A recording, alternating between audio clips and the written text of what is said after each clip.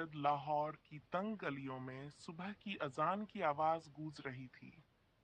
सूरज अभी पूरी तरह निकला भी नहीं था कि सड़कों पर हलचल शुरू हो गई।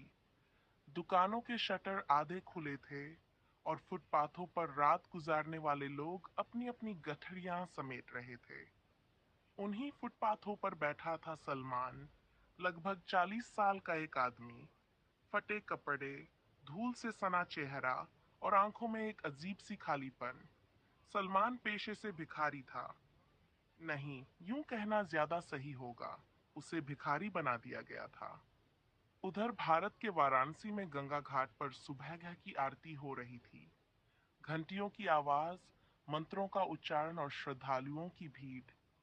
उसी भीड़ के किनारे बैठा था रामू, करीब 45 साल का, हाथ में लोटा और सामने एक छोटी सी झोली। रामू भी भिखारी था, लेकिन उसकी कहानी, उसकी सोच और उसका समाज सब कुछ सलमान से अलग था। मजबूरी का पेशा सलमान कभी भिखारी नहीं था।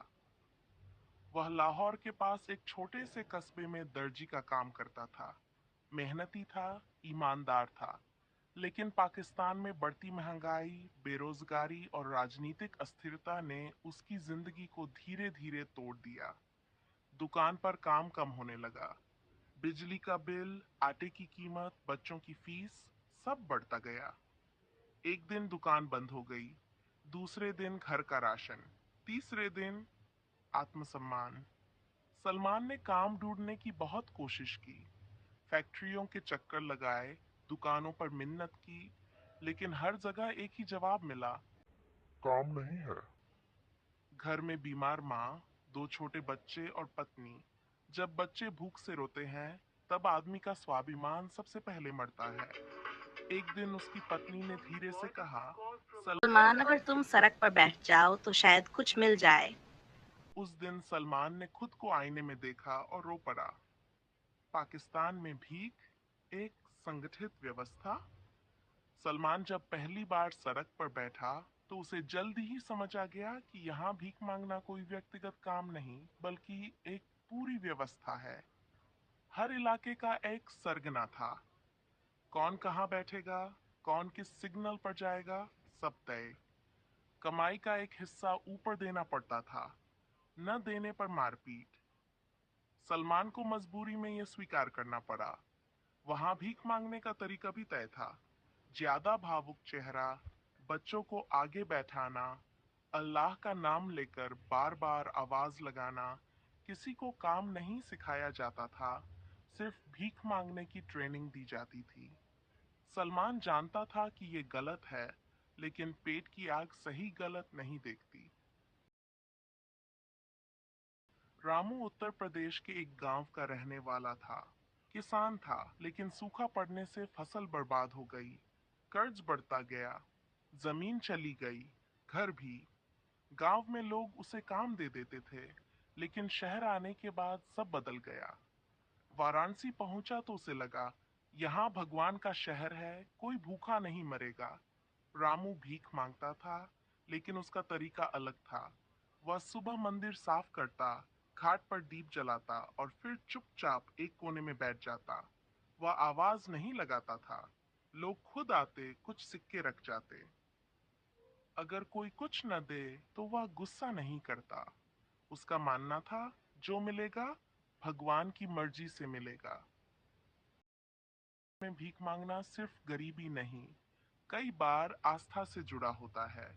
मंदिर, मस्जिद, गुरुद्वारे, हर जगह दान की परंपरा है। रामू जानता था कि लोग धर्म के नाम पर आसानी से दान देते हैं, लेकिन भारत में एक फर्क था। यहाँ सरकार और समाज दोनों कोशिश करते हैं कि लोग भीख से बाहर निकलें। कभी कभी स्वयंसेवी संगठन आते, काम का प्रस्ताव देते। एक एनजीओ ने रामू से कहा, हम तुम्हें काम सिखा सकते हैं। रामू की आंखों में उम्मीद चमक उठी। दिल्ली रेलवे स्टेशन किस्मत ने एक दिन सलमान और रामू को दिल्ली रेलवे स्टेशन पर आमने सामने ला खड़ा किया। सलमान पाकिस्तान से भारत एक रिश्तेदार के साथ इलाज के लिए आया था।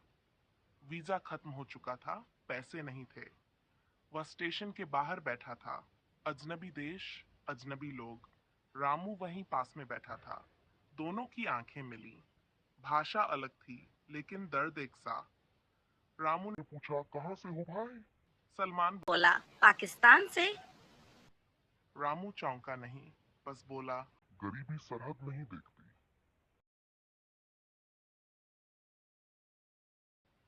सलमान ने पाकिस्तान की व्यवस्था बताई, कैसे भीख एक धंधा बन चुकी है, कैसे बच्चों को जबरदस्ती इस्तेमाल किया जाता है, कैसे बाहर निकलने का रास्ता नहीं। रामू ने भारत की बात की। यहाँ भी माफिया है, लेकिन साथ ही मंदिर, एनजीओ, सरकार, कुछ रास्ते भी हैं। सलमान बोला। हमारे यहाँ आदमी को भिखारी बनाए रखा जाता है।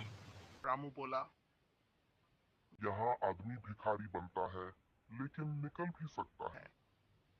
समाज का फर्क। भारत में जब कोई भिखारी काम करने लगे तो समाज उसे स्वीकार कर लेता है। पाकिस्तान में भिखारी एक बार बन जाए तो उस पर वही ठप्पा रह जाता है।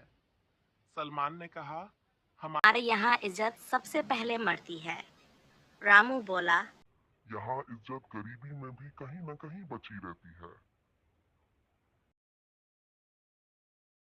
रामू ने सलमान को एनजीओ का पता दिया, कुछ लोगों से मिलवाया। कुछ महीनों बाद सलमान को सिलाई का काम मिल गया। वह फिर से दर्जी बन गया। उस दिन उसने कहा, मैं भिखारी नहीं था, मैं हालात कमा रहा था। रामू आज भी घाट पर बैठता है, लेकिन अब वह दूसरों को खाना बांटता है। फर्क देश का नहीं, व्यवस्था का है।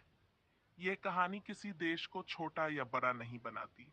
ये कहानी बताती है, गरीबी हर जगह है, दर्द हर जगह है, लेकिन व्यवस्था, सोच और रास्ते फर्क पैदा करते हैं।